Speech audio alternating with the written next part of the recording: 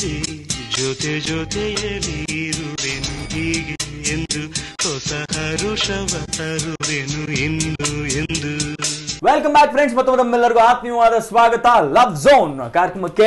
Beautiful and lovely couple Rohit Raj ಹಾಗೂ ಆಶಾ ಅವ್ರ ಹತ್ರ ನಾವು ಮಾತಾಡ್ತಾ ಇದ್ದೀವಿ. ನಾನು ಲಾಸ್ಟ್ ಲಿಂಕಲ್ಲಿ ಹೇಳ್ದಂಗೆ ಕೆಲವು ರ್ಯಾಪಿಡ್ ಫೈರ್ ಕ್ವೆಶನ್ಸ್ ನಾನು ರೆಡಿ ಮಾಡ್ಕೊಂಡಿದ್ದೀನಿ. ಸೊ ಆ ಒಂದು ಕ್ವೆಶನ್ಸ್ ನ ಕೇಳ್ತಾ ಇದ್ದೀನಿ. ಸೊ ಇಬ್ಬರಿಗೂ ನಾನು ನಾಲ್ಕು ಪ್ರಶ್ನೆಗಳನ್ನ ಕೇಳ್ತೀನಿ. ಎಷ್ಟರ ಮಟ್ಟಿಗೆ ನೀವು ಅರ್ಥ ಮಾಡ್ಕೊಂಡಿದ್ದೀರಾ ಒಬ್ರನ್ನೊಬ್ರು?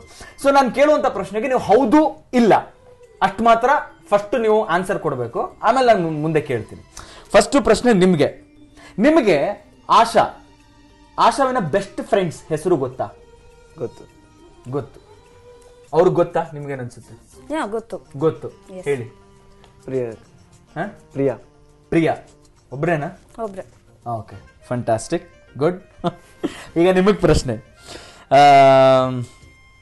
ಈಗ ಸದ್ಯಕ್ಕೆ ಈ ಒಂದು ಸಿಚುವೇಶನ್ ಅಲ್ಲಿ ನಿಮ್ಮ ಯಜಮಾನರು ಯಾವೊಂದು ಟೆನ್ಷನ್ ನ ಫೇಸ್ ಮಾಡ್ತಾ ಇದ್ದಾರೆ, ಯಾವೊಂದು ಟೆನ್ಷನ್ ಅಲ್ಲಿ ಇದ್ದಾರೆ, ಅಥವಾ ಯಾವೊಂದು ವಿಷಯ ಅವ್ರಿಗೆ ಸ್ಟ್ರೆಸ್ ಕೊಡ್ತಾ ಇದೆ ಅನ್ನೋದು ನಿಮ್ಗೆ ಗೊತ್ತಿದೆ? ನಿಮ್ಗೆ ಅನ್ಸುತ್ತೆ ಅವ್ರಿಗೆ ಗೊತ್ತಿದೆಯಾ? ಗೊತ್ತಿದೆ. ಯಾವ ವಿಷಯ ಅದು? ಆಕ್ಚುಲಿ ಇವಾಗ ಅವ್ರ ಮನೆಯಲ್ಲಿ ಸ್ವಲ್ಪ ಇಶ್ಯೂಸ್ ನಡೀತಾ ಇದೆ. ಸೊ ಅದ್ರ ಬಗ್ಗೆ ಸ್ವಲ್ಪ ಟೆನ್ಷನ್ ಆಗಿದೆ. ಮನೆಯಲ್ಲಿ ಇರ್ತಕ್ಕಂಥ ಸೊಲ್ಯೂಷನ್ಸ್ ಬೇಕು ಅಂತ. Okay, nice. ನಿಮಗೆ ಪ್ರಶ್ನೆ.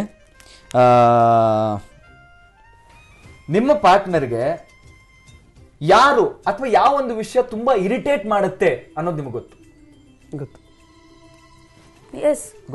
ಯಾವ ವಿಷಯ? ಸುಳ್ಳು ಹೇಳೋದು ಇರಿಟೇಟ್ ಆಗುತ್ತೆ. ಕರೆಕ್ಟಾ ಹೇಳಿದ್ದು? ನಂಗೆ ಸುಳ್ಳು ಯಾರು ಹೇಳಿದ್ರು ನೈಸ್. ಸೊ ಇಲ್ಲಿವರೆಗೂ ಒಬ್ರನ್ನೊಬ್ರು ಚೆನ್ನಾಗಿ ಅರ್ಥ ಮಾಡ್ಕೊಂಡಿದ್ದೀರಾ. ನೆಕ್ಸ್ಟ್ ನಿಮಗೆ ಪ್ರಶ್ನೆ. ನಿಮ್ಮ ಯಜಮಾನ್ರ ಒಂದು ಲೈಫ್ ಡ್ರೀಮ್ ಏನಿದೆ ಅದ್ರ ಬಗ್ಗೆ ನಿಮಗೆ? ಅವ್ರ ಬಿಸ್ನೆಸ್ ಎಲ್ಲ ಅಚೀವ್ ಮಾಡೋದು. ಆಬ್ವಿಯಸ್ಲಿ, ಯಾಕಂದ್ರೆ ನಾನೇನ್ ಎಫರ್ಟ್ಸ್ ಹಾಕ್ತೀನಿ ಅದ್ರ ಹತ್ರ ಶೇರ್ ಮಾಡ್ತಾ ಇರ್ತೀನಿ ಯೂಶಲಿ. ಸೊ ಅದಕ್ಕೆ ಅವ್ರು ಸಾಥ್ ಕೊಡ್ತಾ ಇರ್ತಾರೆ. ನನ್ನ ಡ್ರೀಮ್ ಅವ್ರಿಗೆ ಯಾವಾಗ್ಲೂ ಹೇಳ್ತಾನೆ ಇರ್ತೀನಿ, this is what my dream ಅಂತ. ಸೊ ಆಬ್ವಿಯಸ್ಲಿ ಗೊತ್ತಿದೆ. ಓಕೆ, ಸೊ ಯಾವಾಗ್ಲೂ ನಿಮ್ ಡ್ರೀಮ್ಸ್ ಬಗ್ಗೆ ಅವ್ರ ಹತ್ರ ಮಾತಾಡ್ತಿರ್ತೀರಾ. ಅವ್ರ ಮನ್ಸಲ್ಲಿ ಏನಿದೆ ಅದನ್ನ ನೀವು ಕೇಳಕ್ ಹೋಗಲ್ಲ? ಅವ್ರು ಹೇಳ್ತಾ ಇರ್ತಾರೆ, ಕೇಳ್ತಾ ಇರ್ತೀವಿ, ಇಬ್ರು ಶೇರ್ ಮಾಡ್ತಾನೆ, ವಿಧಿ ಇಲ್ದೆ ಕೇಳ್ತಾ ಇರ್ತೀರಾ? ಇಲ್ಲ, ಹಂಗಂತೇನಿಲ್ಲ. ಆಬ್ವಿಯಸ್ಲಿ ನಾವು ಮಾತಾಡ್ಬೇಕಾದ ಅವ್ರ ಡ್ರೀಮ್ಸ್ ಬಗ್ಗೆ ನಾವು ಫುಲ್ಫಿಲ್ ಮಾಡ್ತೀವಿ, ನಮ್ಮ ಡ್ರೀಮ್ಸ್ ಅವ್ರು ಫುಲ್ಫಿಲ್ ಮಾಡ್ತಾರೆ. Okay, fantastic, nice. ಈಗ ನಿಮಗೆ ಪ್ರಶ್ನೆ ರೋಹಿತ್.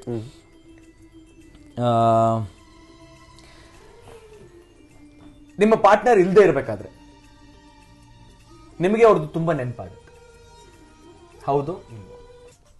ನನಗೆ ನಿಮ್ಗೆ ನಿಮ್ಮ ಪಾರ್ಟ್ನರ್ ನಿಮ್ ಜೊತೆ ಇಲ್ಲ, ಓಕೆ, ಅಂದ್ರೆ ಎಲ್ಲೋ ಅವ್ರ ತಾಯಿ ಮನೆಗೆ ಹೋಗಿದ್ದಾರೆ ಅಂತ ಅನ್ಕೊಳ್ಳಿ, ಅಥವಾ ಫ್ರೆಂಡ್ಸ್ ಜೊತೆ ಎಲ್ಲ ಹೋಗಿದ್ದಾರೆ ಅನ್ಕೊಳ್ಳಿ. ಸೊ ಈ ತರ ನಿಮ್ಮಿಂದ ದೂರ ಇದ್ದಾಗ ನಿಮಗೆ ಅವ್ರದ್ದು ತುಂಬಾ ನೆನಪಾಗುತ್ತೆ. ಹೌದು. ಅವ್ರು ಹೇಳ್ತಿರೋದು ಕರೆಕ್ಟಾ? ಇಲ್ಲ, ಮುಂಚೆ ಇತ್ತು ಅಫ್ಕೋರ್ಸ್. ಇವಾಗ ಹೇಗಾಗಿದೆ ಅಂದ್ರೆ ಬೇರೆ ಇದ್ರಲ್ಲಿ ಮುಳುಗೋಗಿರ್ತಾರ ಅವ್ರ ಬಿಸ್ನೆಸ್, ಅವ್ರ ಇದ್ರಲ್ಲಿ. ಏನ್ ಕತೆ ಏನು ತಿಳ್ಕೊಳ್ಳಲ್ಲ. ಇಲ್ಲ, ನಾನು ಇನ್ಫಾರ್ಮ್ ಮಾಡಿರ್ತೀನಿ, ನಾನು ಆ ಚಾನ್ಸೇ ಕೊಡಲ್ಲ ಅವ್ರಿಗೆ. ಸೊ ಅವ್ರದ್ದು ನಾನೇ ಕೇಳ್ತಾ. ಸೊ ಇವ್ರಿಗೆ ನೆನಪಾಗುತ್ತೆ ಅಂತ ಇವ್ರೇನ್ ಹೇಳ್ತಾ ಇದಾರೋ ಅದನ್ನ ನೀವು ನಂಬಲ್ಲ? ನೆನಪಾಗುತ್ತೆ, ಬಟ್ ಅದ್ರ ಬಗ್ಗೆನೆ ಕಾನ್ಸಂಟ್ರೇಟ್ ಮಾಡಲ್ಲ. ಅದ್ರ ಬಗ್ಗೆನೆ ಕಾನ್ಸಂಟ್ರೇಟ್. ಹಾಗೇನು ನೆನಪಾದ್ರೆ ಅಟ್ಲೀಸ್ಟ್ ಒಂದು ಮೆಸೇಜ್ ಆದ್ರೂ ಹಾಕ್ತಾರೆ, ಫೋನ್ ಆದ್ರೂ ಮಾಡ್ತಾರೆ, ಅದು ಮಾಡಲ್ಲ. ಇಲ್ಲ, ಅದು ನಾನೇ ಹೇಳ್ಬಿಟ್ಟಿರ್ತೀನಲ್ಲ, ಸೊ ಅದು ಹಾಗೆ. ಓಕೆ, ಸೊ ನಿಮ್ಗೆ ಇವಾಗ ನೆಕ್ಸ್ಟ್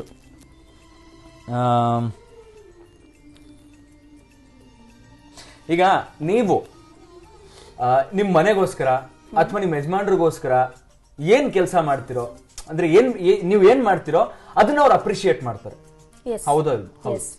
ಮಾಡ್ತೀರಾ? ಅವ್ರು ಏನೇ ಮಾಡಿದ್ರು ಅಪ್ರಿಶಿಯೇಟ್ ಮಾಡ್ತೀರಾ? ಅದನ್ನ ಸ್ವಲ್ಪ ಶಾಪಿಂಗ್ ಮಾಡಿ ನಿಮ್ ದುಡ್ಡು ಖಾಲಿ ಮಾಡಿದ್ರು ಅಪ್ರಿಶಿಯೇಟ್ ಮಾಡ್ತೀರಾ? ಇಲ್ಲ, ಅವ್ರು ಮಾಡೋದ್ ಶಾಪಿಂಗ್ ಎಲ್ಲ ವ್ಯಾಲ್ಯೂಬಲ್ ಮೀನ್ಸ್ ಒಳ್ಳೆ ಇದಕ್ಕೆ ಮಾಡಿರ್ತಾರೆ. ಬಟ್ ಇನ್ನೊಂದ್ಸತಿ ನಾನು ಅವ್ಳು ಮಾಡಿರೋ ಟೈಮಲ್ಲಿ ನಾನು ಹೇಳ್ತೀನಿ ಯಾಕೆ ಇದ್ ಮಾಡಕ್ ಹೋದೆ ಅಂತ.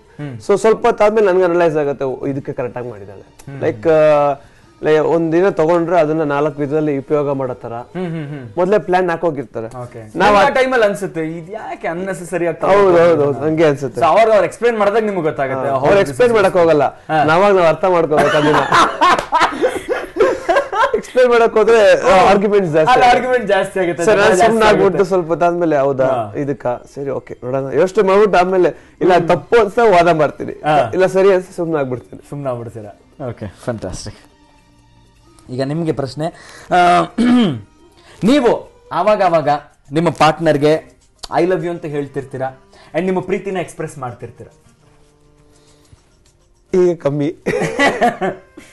ಅಂದ್ರೆ ಇಲ್ಲ ಅಂತಿದ್ದೀರಾ? ಇಲ್ಲ ಹೇಳ್ತಿಲ್ಲ. ಕರೆಕ್ಟಾ? ಎಸ್ ಇವಾಗಿಲ್ಲ. ಸೊ ಆ ಒಂದು ವಿಷಯನ ನೀವು ಚೇಂಜ್ ಮಾಡಕ್ ಬಯಸ್ತೀರಲ್ಲ, that you should express more ಅಲ್ವಾ? ಹೇಳ್ತಿರ್ತೀನಿ ನಾನು, ಹೇಳೋವಾಗ ಮಾತ್ರ ನಡೆಯುತ್ತೆ, ಆಮೇಲೆ ಇಲ್ಲ. ಆಮೇಲೆ it is same. It is the same. Okay, so last question ನಿಮ್ಗೆ. ಈಗ ನೀವಿಬ್ರು ಮಾತಾಡ್ಬೇಕಾದ್ರೆ ಯಾವ್ದೋ ಒಂದು ವಿಷಯದಲ್ಲಿ ಅವ್ರಿಗೆ ಒಮ್ಮತ ಇಲ್ಲದೆ ಹೋದ್ರು ಕೂಡ, ಅಂದ್ರೆ ನಿಮ್ಮಿಬ್ಬರದು ಒಂದು ಒಮ್ಮತ ಇಲ್ಲದೆ ಹೋದ್ರು ಕೂಡ ನಿಮ್ಮ ಮಾತನ್ನ ಅವ್ರು ಕೇಳಿಸ್ಕೊಂತಾ ಇರ್ತಾರೆ. ಹೌದು, ಪೇಷನ್ಸ್ ಆಗಿ ನಿಮ್ಮ ಮಾತನ್ನ ಕೇಳಿಸ್ಕೊಂತಾರೆ. ಹೌದು, ಹೌದಾ? ಎಸ್, ಕೇಳಿಸ್ಕೊಂತಾರೆ. Okay, fantastic, nice. ಸೊ ಈ ಒಂದು ಕಾನ್ವರ್ಸೇಷನ್ ಅಲ್ಲಿ ನನಗೆ ಗೊತ್ತಾಗಿದ್ದೇನಪ್ಪ ಅಂತಂದ್ರೆ, you guys have fared well. ಇಬ್ರು ಒಬ್ಬರನ್ನೊಬ್ಬರನ್ನ ಚೆನ್ನಾಗಿ ಅರ್ಥ ಮಾಡ್ಕೊಂಡಿದ್ದೀರಾ. ಸೊ ಮದುವೆ ಆದ್ಮೇಲೆ ಕೆಲವು ಇಶ್ಯೂಸ್ ಅವ್ರಿಗಿದೆ, ಕೆಲವು ನಿಮ್ಗಿದೆ. ನೀವು ಕೆಲಸದಲ್ಲಿ, ನೀವು ಬಿಸ್ನೆಸ್ ಅಲ್ಲಿ ಏನೋ ಅಚೀವ್ ಮಾಡಬೇಕು ಅಂತ ನೀವು ಅದರ ಕಡೆ ಕಾನ್ಸಂಟ್ರೇಟ್ ಮಾಡ್ತಾ ಇದ್ದೀರಾ. ಬಟ್ ಅವ್ರಿಗೆಲ್ಲೋ ಒಂದ್ ಕಡೆ ಆ ಒಂದು ಲೋನ್ಲಿನೆಸ್ ಫೀಲ್ ಆಗುತ್ತೆ. ಅವ್ರಿಗೆ ಅನ್ಸುತ್ತೆ that you should express more ಅಂತ. ಸೊ ಆ ಒಂದು ಎಕ್ಸ್ಪ್ರೆಷನ್ ಒಂದು ಏನಂತಾರೆ ಅದಕ್ಕೆ, ಒಂದು ಸ್ಟಾರ್ಟ್ ಈ ಒಂದು ಕಾರ್ಯಕ್ರಮದಲ್ಲಿ ಆಗ್ಲಿ. ಅದು ಹೇಗೆ ಅಂತ ನಾನು ನಿಮ್ಗೆ ಹೇಳ್ತೀನಿ. ಫ್ರೆಂಡ್ಸ್, ಈ ಒಂದು ಸೆಗ್ಮೆಂಟ್ ನೀವೆಲ್ಲ ಇಷ್ಟಪಟ್ಟಿರ್ತೀರಾ. ಕಾರ್ಯಕ್ರಮದ ಲಾಸ್ಟ್ ಲಿಂಕಲ್ಲಿ ಅವರ ಪ್ರೀತಿಯನ್ನ, ಅಂದ್ರೆ ರೋಹಿತ್ ಅವರು ಆಶಾ ಮೇಲೆ ಇಟ್ಟಿರ್ತಕ್ಕಂಥ ಒಂದು ಪ್ರೀತಿನ ಎಕ್ಸ್ಪ್ರೆಸ್ ಮಾಡ್ತಾರೆ. ಕಾದ್ ನೋಡೋಣ. ಇವಾಗ ಸದ್ಯಕ್ಕೆ ಲವ್ ಝೋನ್ ಕಾರ್ಯಕ್ರಮದಲ್ಲಿ ಒಂದು ಸಣ್ಣ ವಿರಾಮ. ಜೊತೆಯಲಿ ಜೊತೆಯಲಿ ಇರುವೆನು ಹೀಗೆ ಎಂದು, ಹೊಸ ಹರುಷವ ತರುವೆನು ಇನ್ನು ಎಂದು.